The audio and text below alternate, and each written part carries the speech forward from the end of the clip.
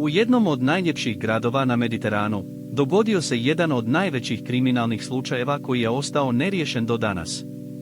Na kraju ću ti pokazati kako je detaljna istraga jedne tajanstvene smrti u Dubrovniku otkrila nevjerojatne činjenice koje su promijenile sve što smo mislili da znamo o ovom slučaju.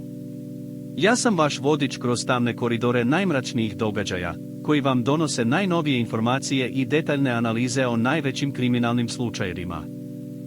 Dubrovnik, grad koji je poznat po svojoj lijepoj arhitekturi i bogatoj povijesti, bio je poprište jedne od najvećih enigmi u hrvatskoj kriminalističkoj povijesti. Godine 2006. tijelo jednog mladog turisti je pronađeno u moru, ispod gradskih zidina. Prva istraživanja su pokazala da je mladić umro od utapanja, ali kako su istraga i dalje napredovala, došlo se do nekih zanimljivih otkrića.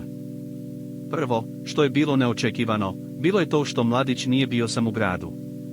Imao je pratilac, koji je bio s njim do samog trenutka nesreće. On je rekao da je mladić otišao da se šetka sam, iako su ranije bili zajedno cijeli dan. Ovo je bilo prvo pitanje koje je postavljeno istražiocima.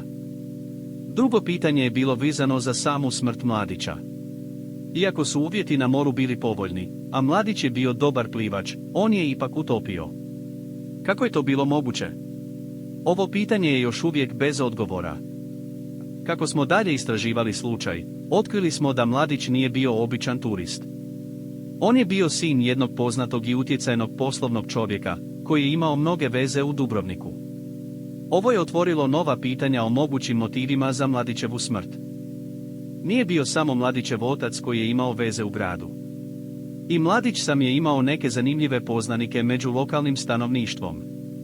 Neki od njih su bili čak tako dobro povezani sa mladićem da su ga poznavali i prije njegovog dolaska u Dubrovnik.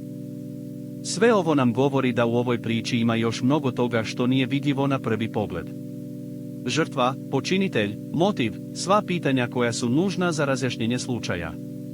Na kraju ću ti pokazati kako su ove informacije dovele do jednog neočekivanog zaključka, koji je potpuno promijenio našu percepciju ovog slučaja. Pretplati se za novu istinitu priču svake sedmice. Zaprati trag tame i uključi zvonče.